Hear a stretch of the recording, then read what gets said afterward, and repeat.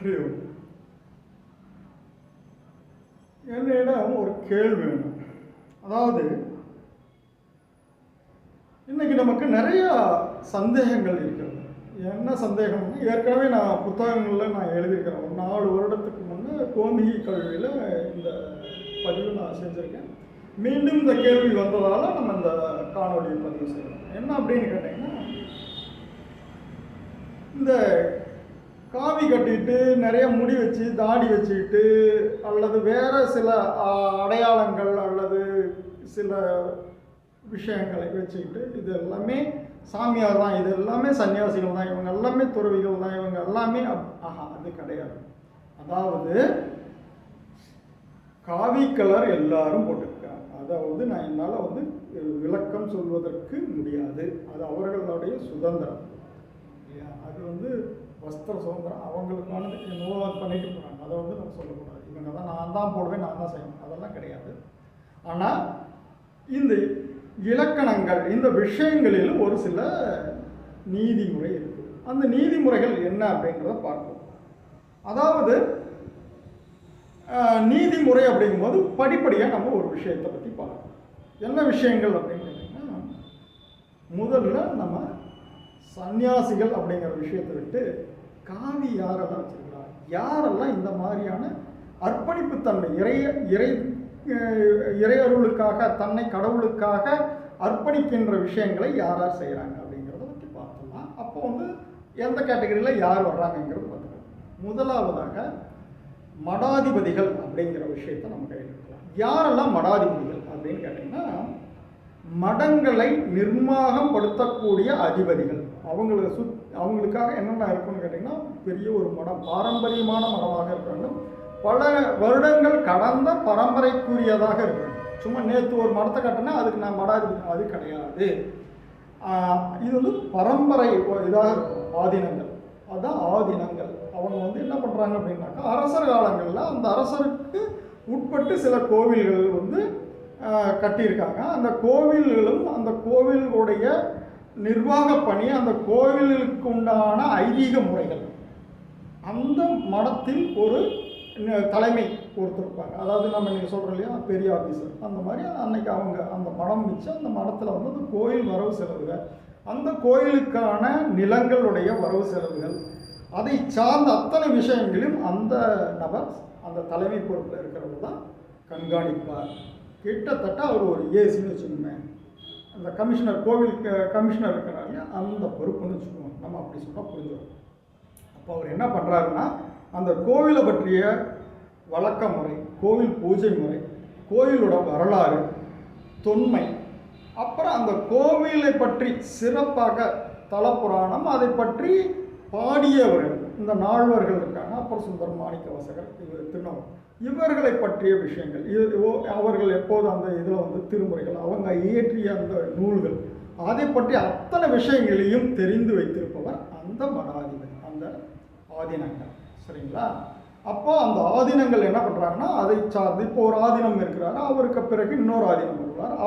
அவர் என்ன பண்ணுறாருன்னா, இந்த விஷயங்களை அவருக்கு சொல்லிக் கொடுப்பார். இந்த மடத்தினுடைய நியமம் இது, இத்தனை கோவில்கள் இருக்குது, இதை நம்ம இவ்வாறு நிர்வாகம் பண்ணிகிட்டு இருக்கோம், இதை நம்ம இந்த மாதிரி தான் நம்ம செய்யணும், இந்த விஷயங்கள் அவங்க ட்ரெடிஷன் அப்படியே கொண்டு வரணும். அதுதான் ஆதீனங்களுடைய கடமை, ஆதீனங்களுடைய பொறுப்பு. சரிங்களா? சில ஆதீனங்கள் திருமணமும் செய்திருக்கிறார்கள், திருமணம் செய்து மனைவியோடும் இருப்பார்கள். சில ஆதீனங்கள் திருமணம் செய்யாமல் தங்களை அந்த கோவிலுக்காக அர்ப்பணிக்கப்பட்டு அவர்கள் அந்த விஷயங்களுக்குள்ளவே போயிட்டு இருப்பாங்க. சரியா? அப்போ ஆதீனங்களுடைய பொறுப்பை தெரிஞ்சுக்கணும், ஆதீனங்கள் யார் அப்படிங்கிறதையும் நம்ம இந்த இடத்துல தெரிஞ்சுக்கணும். சரிங்களா? அடுத்த விஷயம், சித்தர்கள். சித்தர்கள் அப்படிங்கிறவங்க என்னன்னா, 18 சித்தர்களை தங்களுக்கான குருவாக, எந்த சித்தரை வேண்டுமானாலும் எடுத்துக்கலாம். 18 சித்தரில் எந்த சித்தரை வேண்டுமானாலும் தன்னுடைய மானசீக குருவாக எடுத்துக்கொண்டு அந்த குருவின் விஷயங்களை கையாளும் தன்மை கொண்ட நபர் சித்த புருஷர். அவங்களுக்கு மாஸ்டர்ஸ்லாம் அருமை கிடையாது, குருலாம் அருமை கிடையாது. அவங்க அந்த 18 சித்தர்களை ஏதோ ஒரு சித்தரை எடுத்துக்குவாங்க, அவங்கள மானசீகமாக தங்களுடைய குருவை வச்சு அந்த சித்தர் என்ன சொன்னாரோ அந்த முறைகளை இவர் வாழ்க்கையில் பின்பற்றுவார். அந்த விஷயங்களை எல்லாருக்கும், பொதுமக்களுக்கோ அல்லது நண்பர்களுக்கோ அல்ல யாருக்கோ ஒருவருக்கு நம்ம அதை வந்து வழிகாட்டுதல் செய்யணும். அவர் சித்தபுருஷன். சாமியார்கள், இப்போ சாமியார்கள் அப்படிங்கும்போது என்ன அப்படின்னு கேட்டிங்கனாக்கா, அவங்க வந்து தன்னைத்தானே சாமின்னு சொல்லிக்குவாங்க. நான் தான் சாமி. ஒரு பார்த்தீங்கன்னா அந்த சின்ன உதாரணம் சொல்கிறேன். இந்த கருப்பண்ணசாமி கோயிலில் போனீங்கன்னா வீடு இருக்கும், மனைவி குழந்தைகள் எல்லாமே இருப்பாங்க. ஆனால் அந்த கோவிலுக்குள்ளே போயிட்டு சில அந்த கோல் இருக்கும், இல்லைன்னா வேறு ஏதாவது ஒரு சலங்கை, கத்தி, இந்த மாதிரி ஏதோ ஒரு விஷயங்கள் இருக்குது. அதை கையில் கொடுத்து பூஜை பண்ணி சாமிகிட்ட இருந்து திருநீரை கொண்டு வந்து அவர் நெத்தியில் வச்சோன்னே அப்படின்னாரு. உடனே என்ன ஆயிடுறாரு, அவர் கருப்பண்ணசாமியாக மாறிடுறாரு. மாறி ஏதோ ஒரு கடவுள் ரூபத்தை அவர் தனக்குள்ளே எடுத்துக்கிறாரு. எடுத்துக்கிட்டு அந்த சில வார்த்தைகள், இந்த வாக்கு, தெய்வ வாக்கெல்லாம் சொல்லுவாங்க. அவர் அந்த நிமிஷம், அந்த குறிப்பிட்ட நேரம் அவர் வந்து சாமி. சாமி நான் தான், அது சாமியார். அவர் எந்த சாமி வேணாலும் அவர் வச்சுக்கலாம். அவர் அதை சாமியாடி, சாமியார். கிராமப்புறங்களில் பீடாதிபதிகள், பீடங்கள், இப்போ நம்ம ஒரு சில பீடங்கள் இருக்குது. அந்த பீடங்கள் அவர்களால் நிர்மாணம் பண்ணி, அந்த பீடங்களை அவர்கள் உருவாக்கி, அந்த பீடத்துக்கென்று ஒரு வழிமுறைகள், அதற்கான ஒரு குறிப்பிட்ட கோடிங் ட்ரெஸ்ஸு, அதுக்கான குறிப்பிட்ட ஒரு சில வார்த்தைகள் எல்லாம் வச்சு அதை வந்து பின்பற்றி அவர்களுக்கு கீழே சிசியர்களை உருவாக்கி அந்த விஷயங்களை அவங்க ஃபாலோ பண்ணுவாங்க. இதை தவிர வேறு எதுவும் அங்கே கிடையாது. அந்த ஒரு குறிப்பிட்ட விஷயங்கள், அந்த பீடம்னா அந்த ஒரு குறிப்பிட்ட வளாகம் அல்லது அது போன்ற பிரான்ச்சஸ் இருக்கும். நிறைய பிரான்ச்சஸ் கூட வச்சுக்கலாம். அதெல்லாம் அவங்களுடைய விஷயங்கள் மட்டும் இருக்கும். மற்றதெல்லாம் அவங்க பேச முடியாது. அந்த பீடத்தை உருவாக்கிய குரு என்ன சொல்கிறாரோ அதுதான் அடுத்தடுத்து போயிட்டு இருக்கும். அது மாதிரியான விஷயங்கள் பீடாதிபதிகள். அவங்களுக்கும் ஒரு ட்ரெடிஷன், அவங்களோட உலகம். யோகா அல்லது தியானம் அல்லது வேறு ஏதோ ஒரு கலை அல்லது வழிபாட்டு முறை அல்லது சடங்கு முறை எதுவானாலும் இருக்கலாம். அது அவர்களுடைய ட்ரெடிஷன். சரிங்களா? சரி. அடுத்து துறவு. துறவு என்பது தன்னிடம் இருக்கும் விஷயங்கள். தன்னிடம் என்ன விஷயங்கள் இருக்குன்னா, மனைவி, மக்கள், பொருள், செல்வம், செழிப்பு, வாழ்ந்த வாழ்க்கை, அதிகாரம், அந்தஸ்து, இதை எல்லாத்தையும் விட்டுட்டு எனக்கு இறைவன் மேல் கொண்டுள்ள அன்பால் இறைவனை தேடி, இறை அன்பை தேடி நான் செல்கிறேன் அப்படின்னு போய் ஒரு குருக்கிட்ட போய் சேர்ந்து, ஐயா எனக்கு இந்த இல்லற வாழ்க்கை போதும், நான் இறைவனை பற்றி தெரிந்து இறைவனுக்கு தொண்டு செய்ய வந்துள்ளேன், என்னை நீங்கள் ஏற்றுக்கொள்ளுங்கள்னு சொல்லி அங்கே போய் சரணாகதியாகிறாரு. அங்கே குருக்கிட்ட விஷயங்களை கற்றுக்கொள்கிறார். கற்றுக்கொண்டு கடைசியாக என்ன பண்ணுறாங்கன்னாக்கா அவருக்கு ஒரு தீட்சை கொடுக்குறாங்க. அப்போ கொடுத்து துறவில் இருந்து அவர் சன்னியாசம் பெறுகிறார். துறவில் இருந்தால் சன்னியாசம் பெற முடியும், சன்னியாசி துறவியாகிறது. சரியா?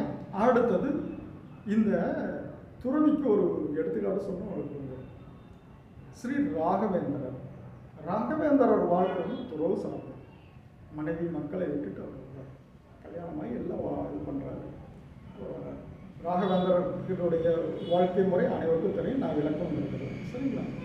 ஸோ அது அடுத்ததாக சந்நியாசம்.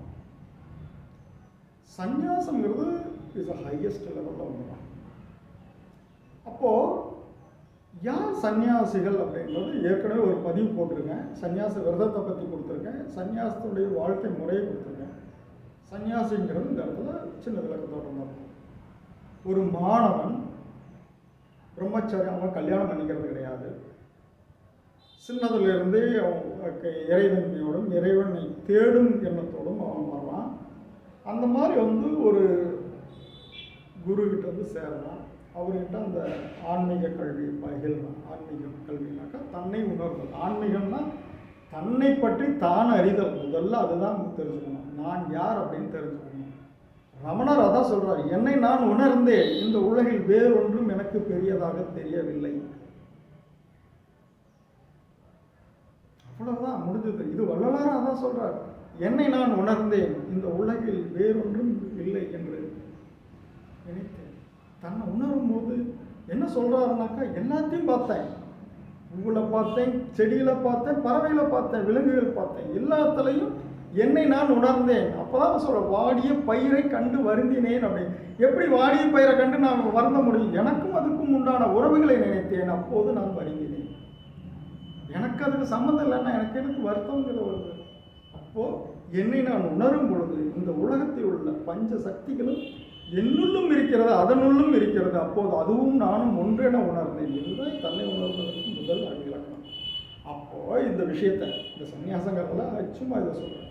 அப்போ இதை உணர்ந்த பிறகு அவன் சந்நியாசம் பெற்று, குருவிட்ட சந்நியாசம் பெற்று, அவனுடைய வாழ்க்கை சந்நியாச இலக்கணம் பிரகாரம் நம்ம முன்ன சொன்னது போல் ஒரு மகா சமாதி அடையும் வரை ஒருவனும் சன்னியாசிகள் கிடையாது. குருவிட்ட தீட்சை வாங்கின காலத்தில் சன்னியாசிகள் துவங்குறான், அவ்வளோதான். இப்போ துவங்கி அவனுடைய மகா சமாதி காலம் வரையில் வர மகா சமாதி அடைஞ்ச போது சன்னியாசியாக நிறைவு பெறுகிறான். இதற்கு உதாரணம் அப்படின்னா ரமணர் நான் சொன்னேன். அதே போல்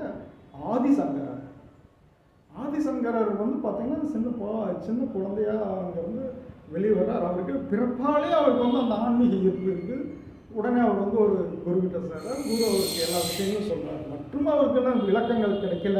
அப்படிங்கும்போது காசி வர்றார். காசி வந்துட்டு அவருக்கு பரமேஸ்வரனே வந்து இதுதான் வாழ்க்கை, இதுதான் அப்படின்னு சொல்லி அவருக்கு சொல்கிறார்.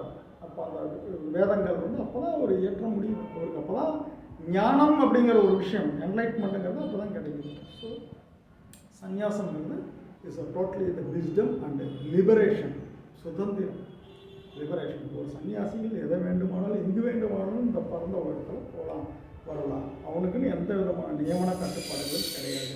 நியமன கட்டுப்பாடு கிடையாதுன்னா நான் குடும்பத்தோடு இருப்பேன், மனைவி கூட்டிகிட்டு வந்துடுவேன், கல்யாணம் பண்ணிக்குவேன், சொந்தக்காரரை கூட்டு ஐயோ அதெல்லாம் கிடையாது. சுதந்திரம்ங்கிறது அந்த விஷயங்களுக்கு அப்பாற்பட்ட விஷயம், சரிங்களா? அந்த விஷயத்துக்குள்ளே இருக்கும்.